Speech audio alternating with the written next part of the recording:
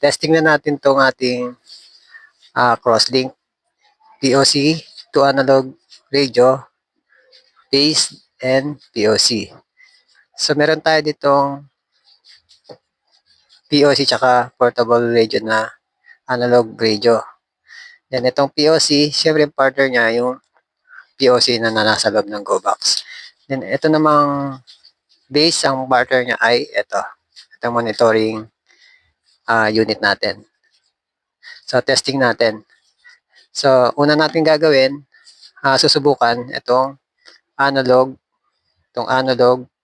to POC. Testing natin. So magsasalita ako dito, marireceive niya dito sa ating POC isa.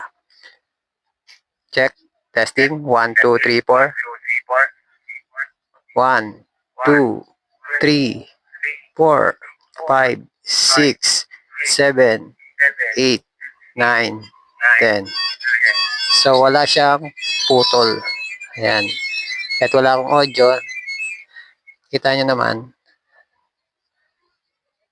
nagre-receive ang ating POC. So subukan naman natin dito sa POC mag-transmit, then marireceive nitong portable natin. Subukan ko. Testing. 1, 2, 3, 4, 5, 6, 7, 8, 9, 10. So yun, COS type din siya. Both POC then and analog radio, COS type. Yan. Yan. Kahit naka-press ako dito sa POC, yan. Nagre-receive ang ating analog radio. So,